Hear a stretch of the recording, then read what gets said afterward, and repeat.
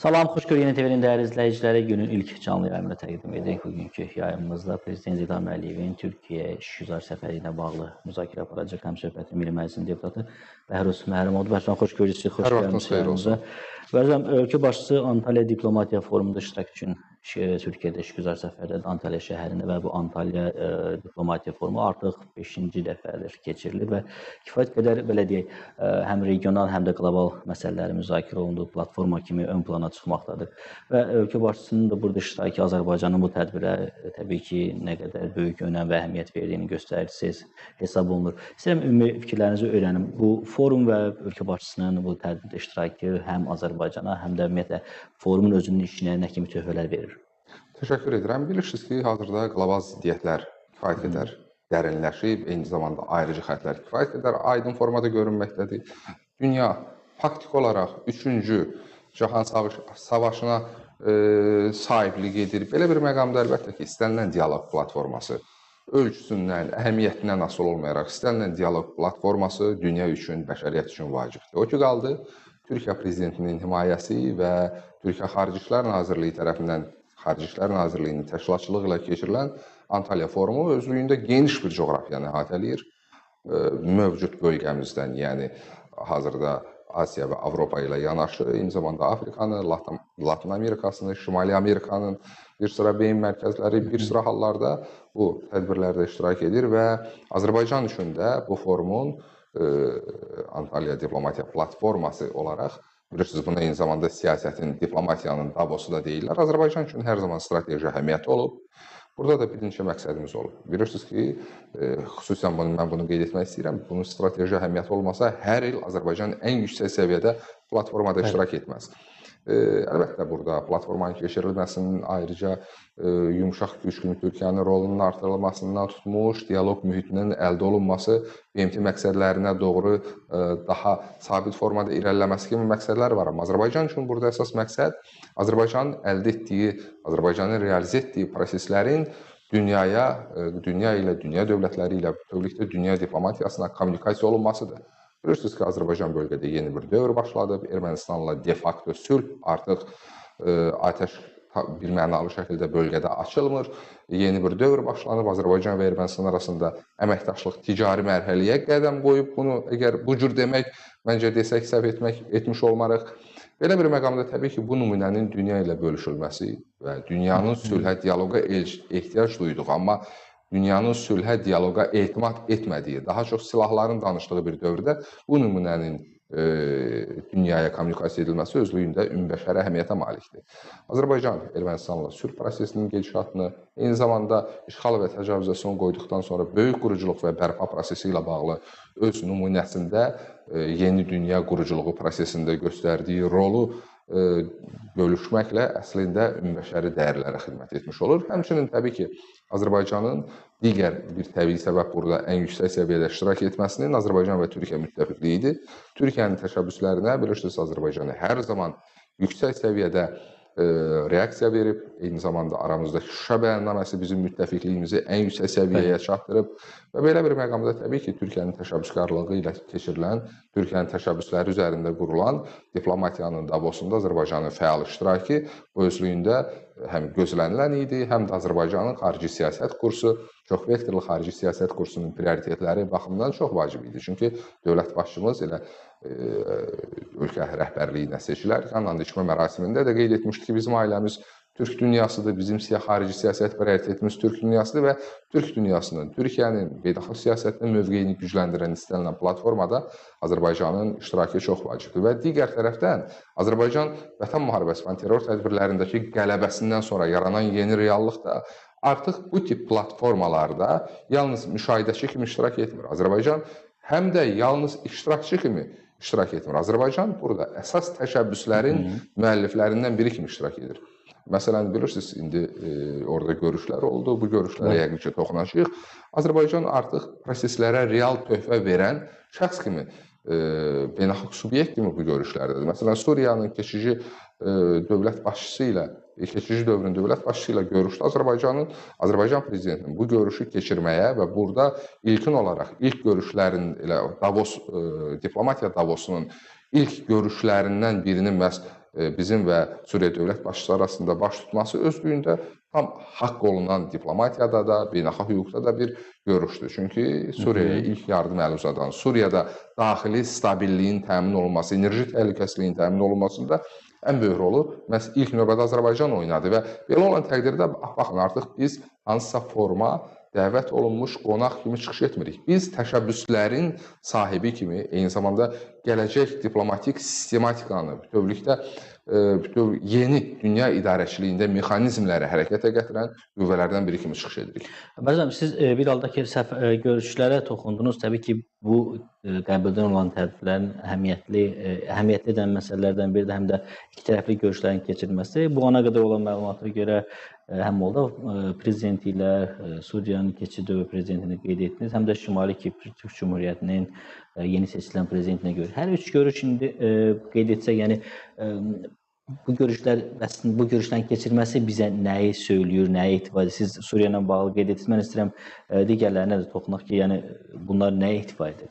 Təbii ki, bu saata olan həmin görüşlərin siyahısıdır bu və Azərbaycan prezidenti, o cümlədən Azərbaycan dövlətinin xarici siyasət kursunun ən böyük üstünlükləri həm hücum diplomatiyasının mövcud olmasıdır, eyni zamanda bütün fürsətlərin sözün əsl mənasında real imkanlara çevrilməsidir və dövlət başçımız adətən bu tip platformalarda həm rəsmi görüşlər, həm ikitərəfli danışıqlar, hətta bəzən qeyri-rəsmi görüşlər, adi koridorda söhbət belə bir sıra hallarda bölgənin, regionun taleyini dəyişə biləcək əməkdaşlıqların əsasını qoya bilir və dövlət başçımız da təcrübəli siyasətçi kimi, dünya siyasətinin duayenlərindən biri kimi əlbəttə ki, bu istiqamətdə real nümunə ortaya qoyur və mən duayen sözünü təsadüfən işlətmədim, çünki Azərbaycan prezidenti beynəlxalq təsisatlara rəhbərlik təcrübəsi, məsələn, qoşulma hərəkatının timsalında beynəlxalq tədbirlərə ev sahibliyi, qlobal təşəbbüslərin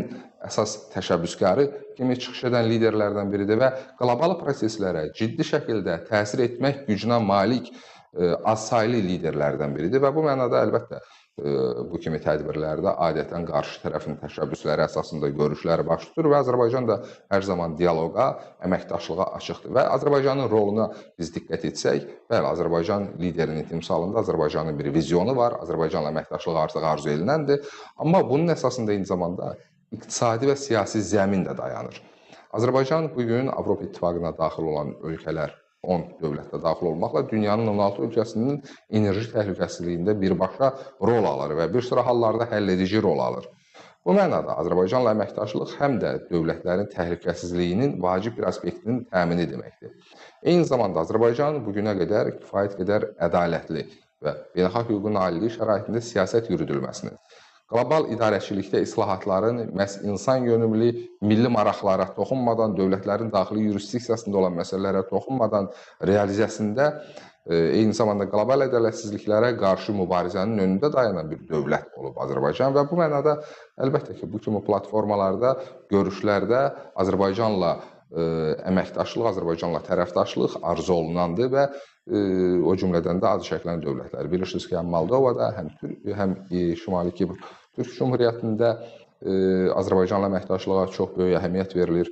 Bugünə qədər əgər Şimali Kipr Türk Cümhuriyyətinin bayrağı yalnız və yalnız Türkiyə ilə görüşlərdə dalğalana bilirdisə, xatırlayırsınız, birinci il əvvəl Fövqəladə Hallar Nazirlərinin, Türk Dövlətləri Fövqəladə Hallar Nazirlərinin Bakı iclasında Azərbaycan prezidentinin təşəbbüsü ilə eyni zamanda bilirsiniz ki, məhz Türk ailəsinin vacib bir subyekti olan Şimali Kipr Türk Cümhuriyyəti də iştirak etdi. Masada, məhz rəsmi masada onun bayrağı oldu.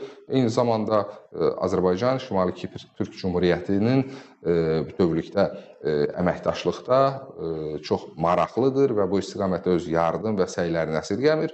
Həmçinin də Moldova bilirsiniz, siyasi stabilliyin nisbətən zaman-zaman pozulduğu və çox gərgin münasibətlərin zaman-zaman siyasi gərginliklərin yaşandığı, o cümlədən qonşu dövlətlərlə öz ərazisində müəyyən problemlər yaşadığı, qonşu dövlətlərlə müəyyən zaman-zaman gərginliklər yaşayan Avropa meyillilərlə Rus meyilli siyasi qruplaşmalar arasında bəzən gərginliklərin hakimiyyət səviyyəsində belə ciddi problemə çevrildiyi bir dövlət təbii ki, Azərbaycanla əməkdaşlıqda özünün daxili stabilliyinin, daxili təhlükəsizliyinin etibarlı yolla təminində heç olmasa kifayət qədər maraqlıdır və bu mənada dövlət başımızın qlobal nüfuzu əslində çox mənada, çox ciddi şəkildə bölgələr üçün artıq sabitlik üçün kifayət edir. Təqdim edəcəyimiz nümunələrdən bir qədər öncə danışdınız, kifayət qədər böyükdür və istəyirəm bu məqamda formun elə başlıq altında keçirilir ki, gələcəyi formalaşdırarkən qeyri-müəyyənliklərlə mübarizə. Məsələn, mən istəyirəm bu mövzu ilə bağlı iki sual ünvanlayım, iki hissəyə bölüm daha doğrusu. Biz qeyri-müəyyənliklərdən danışaq. Nədir bu qeyri-müəyyənliklər və bu qeyri-müəyyənliklərlə mübarizədə Azərbaycan nümunəsi nələri söyləyir və ümumiyyətlə bu mübarizə necə aparılmalıdır? Çox təəssüflər olsun ki, dünya doğrudan da bugün ikili standartlara və qeyri-müəyyənliklərə daha çox üstünlük verir. Qeyri-müəyyənliklər nədir? Məsələn, Azərbaycana münasibətdə Azərbaycanı elə qeyri-müəyyən vəziyyətə salmaq istəyirdilər.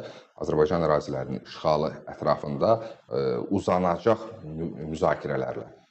Yəni, Azərbaycanın ərazisi kimi ərazi tanınırdı. Amma faktiki Azərbaycan nəzarətində deyildi, olanın sərvətlərindən, imkanlarından başqa dövlətlər faydalanırdı. Bəli, ərazi sizindir, ad olaraq sizindir, amma tədricən istifadə kimdədirsə, tədricən hüquqi irs da aşağı-yuxarı ona keçməli olurdu. Və bu kimi qeyri-müəyyənliklər çox təəssüflər olsun ki, iri güclərin daim müraciət etdiyi əsas idarəçilik və əsas istismar üsullarından biridir. Azərbaycan öz nümunəsində bax, bu qeyri-müəyyənliyə qəti, hərbi və siyasi yolla son qoyaraq bir nümunə yaratdı. Yaxud separatizmlə bağlı. Bilirsiniz ki, beynəlxalq hüququn prinsipləri fərqli imitasiya və fərqli təfsir edilərək separatizm ocaqları üçün ciddi imkanlar yaratmaq istəyən qlobal mərkəzlər, beyin mərkəzləri, o cümlədən dövlətlər var. Təbii ki, öz faydalarına, özlərinin qeyri-praqmatik maraqlarını təmin etmək üçün bu üsul atırlar. Bax, bugün Cənubi Qafqazda, Azərbaycanda daxil bir çox dövlətlər bugünə qədər bu məsələlərdən əziyyət çəkirdi. Amma məhz bugün Azərbaycan nümunəsi, separatizmə son qoyulması nümunəsi artıq dünya üçün bir yaşıl işıq yandırıb. Bu problemin həllinin mümkünlüyünü, o qeyri-müəyyənliyin aradan qaldırılmasının mümkünlüyünü ortaya qoyub. Yaxud bilirsiniz ki, BMT-yə üzv olan hər bir dövlət beynəlxalq hüququn ümumi tanınmış normalarında əksini tapan prinsipləri qəbul edir. Həmin prinsiplər birmənalı şəkildə dövlətlərin daxili işinə qarışmasının yol verilməzliyi, yəni daxili yurisdiksiyada olan məsələlərə başqalarının qarışılmaması, dövlətlərin, xalqların əməkdaşlığı güclə hədələməmək və güc tətbiq etməmək kimi mən yalnız bu işin üzərində dayanmaq istəyirəm, məsələləri əsas götürür. Amma bugün baxın, faktiki olaraq ətrafımızda davam edən münaqişələrdə nəinki güc tətbiq etmək və yaxud güc tətbiq etməklə hədələməmək, artıq məsələn sülh danışıqlarına gedəndə danışıqlarda filan şərtlə razı olmasanız filan addımlar atılacaq kimi biz təhdidlərin şahidi oluruq. Yəni bəli, artıq yəni dünya sözün əsl mənasında öz məfərindən, siyasi məfərindən çıxıb və belə bir dövrdə o qeyri-müəyyənliyin aradan qaldırılması bəşəriyyətdən böyük xidmət olar. Mən bir daha deyirəm, bu kimi bəyanatlarla bütün dövlətlərin başçısı çıxış edir. Amma Cənab İlham Əliyevin digər liderlərdən fərqi ondan ibarətdir ki, o qeyri-müəyyənlikləri necə aradan qaldırmaq lazımdır, nəinki onu bilir. Bu prosesi Azərbaycan öz simasında edib və Azərbaycanın qarşısında da yalnız Ermənistan yox, Azərbaycanın qarşısında bütövlükdə Ermənistanın arxasında bir zamanlar dayanan böyük qüvvələr Azərbaycanın qarşısında dayanıb. Böyük laylar tərpədərkən də tam mənada və dövlət başçımızın elə Milli Məclisdəki çıxışında da ifadə etdiyi kimi biz böyük daşları tərpətmişik yerindən və belə bir məqamda əlbəttə ki, Azərbaycan prezidentinin Antalya forumunda qeyri-müəyyənliklərin aradan qaldırılmasının yollarının axtarıldığı Antalya forumunda deyəcək sözü var. Azərbaycan prezidenti artıq yollar axtaran bir dövlətin rəhbəri deyil. Yolları tapmış və həmin yolları tam sadə formada ayrı-ayrı regionlara uyğunlaşdırılmış şəkildə uğurla keçmiş, bəli, göstərə biləcək, bu prosesdə nizamlama yolunu göstərə biləcək, ustad dərsi verə biləcək siyasi xadim kimi o prosesdə lider kimi iştirak edir. Hocam, şübhəsiz ki, bu qeyri-müəyyənliklər qeyd etdikdə təhlükəsizlik amili ön plandadır. Bir qədər öncə siz də vurğuladınız bəzi məqamları. Bax, bu qlobal təhlükəsizlik bu qədər ön planda olduğu, burada artıq elementlərə ayıracaq enerji və digər təhlükəsizlikləri də biz nəzərə ala bilər, yəni kiber təhlükəsizlik və digər məsələlər təbii ki, süni intellektin gəlişi ilə təbii ki. Bunlarla mübarizədə bəlkə Azərbaycan nümunələri nələri ortaya qoyur? Əslində çox sevindiricidir ki, biz hansı sual ətrafında müzakirə aparırıqsa, orada məhz Azərbaycanın müsbət nümunəsini hiss edib və görə bilirik.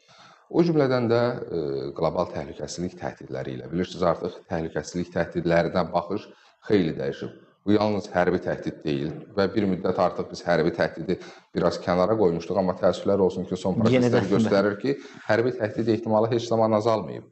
Eyni zamanda enerji təhlükəsizliyi ilə bağlı təhdidlər, kiber təhlükəsizlik məsələsi, süni intellektin yarada biləcəyi problemlərlə bağlı təhdidlər, yəni təhdidlərin istiqamətləri kifayət qədər çoxdur və eyni zamanda iqtisadi təhdidlər. Amma bu təhdidlərlə mübarizədə mən bir daha deyirəm, Azərbaycan öz nümunəsini formalaşdıra bilib. Azərbaycan həmin o qızıl cizgini, qızıl ortanı tapa bilib və nəticə etibarilə məhz bu gün Azərbaycan prezidentinin bir daha qeyd edirəm, Antalyada deməyə sözü və göstərməyə aidiyyatının nümunəsi var.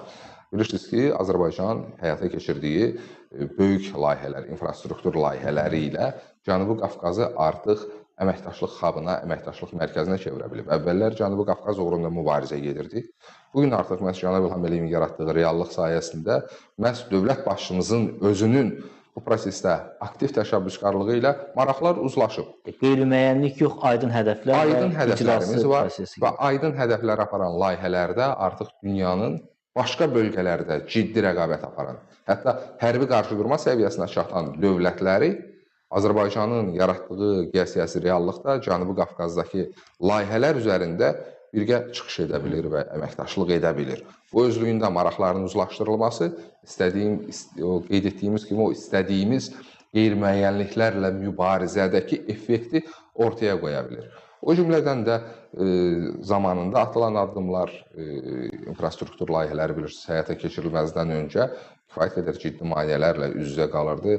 Lakin dövlət başçımızın proqnozları, o istiqamətdə uzaq görən davranışı nə qədər zamanında onu doğru yol tutduğunu göstərdi. Həmçinin ölkə daxilində sabitliyə nail olunması, tam şəkildə iqtisadi siyasi müstəqilliyə nail olması, bu özü dövlətin, beynəlxalq siyasətin müstəqil subyekti kimi çıxış etmək imkanı yaratdığı üçün dövlət digər dövlət üçün də özü qədər digər dövlət, region dövlətləri üçün də sülhün, sabitliyin təminatçısı rolunu üstlənə bilir. Məsələn, bugün Azərbaycanda bax, bu kimi kriteriyalar Azərbaycanın cavab verməsi artıq Ermənistanın suverenliyinə gedən əsas yola çevrilib. Məhz Azərbaycanla əməkdaşlıq Ermənistanı daha müstəqil davranmaq imkanı verə bilər. Azərbaycanın Ermənistanı işğalçılıq sözün əsl mənasında missiyasından dırnaqarası xilas edə bilməsi, Ermənistan cəmiyyətini silkələyərək nəhayət ayıltmağa bacarması aşağı-yuxarı bugün bəli, orada revanşist niyyətləri yenə var, amma ən azından Azərbaycan doğru yolu Ermənistana göstərə bildi və sülh təşəbbüslərinin Ermənistan üçün daha faydalı olduğunu göstərə bildi və nəticə etibarilə bugün əgər Ermənistan rəhbərindən, Ermənistan parlament sədrindən, o cümlədən Ermənistan digər rəsmilərindən biz sülh təşəbbüsünü dəstəkləyən bəyanatlar və ritorika görürüksə, təbii ki, bu Azərbaycanın yaratdığı nümunədir. Azərbaycan prezidenti bir neçə il əvvəl deyəndə ki, bu bölgədə reallıqları biz diktə edirik, bu bölgədə gündəmi biz diktə edirik. Bax, beyin mərkəzlərinin bəziləri onu şübhə altına almağa çalışdı həmin söz. Amma nəticə etibarilə bugün görürük ki, doğrudan da Azərbaycan prezidenti bölgədə ən vacib olan təhlükəsizliyin əsas təminatçısı rolunu artıq üstlənir və nəticə etibarilə bugün o qeyd olunan təhdidlər, qeyd olunan qeyri-müəyyənliklər, ikili standartlar artıq Cənubi Qafqazda arzu olunan effekti vermədiyi üçün daha çox elə əməkdaşlıq mühitində burada maraqları təmin etmək daha asan bir məsələyə çevrilib. Əlbəttə. Hocam, mən sizə təşəkkür edirəm. Bizim üçün ayrılan vaxt, efir vaxtı artıq yekunlaşır. Sağ olun, gəldiyiniz üçün minnətdarım. Siz sağ olun. Sağ olun. Hörmətli tamaşaçılar, yayımımız başa çatır. Xatırladım ki, Həmsöhbətin Milli Məclisinin deputatı Bəhruz Məhərrəmov idi. Sağ olun, sağ olun.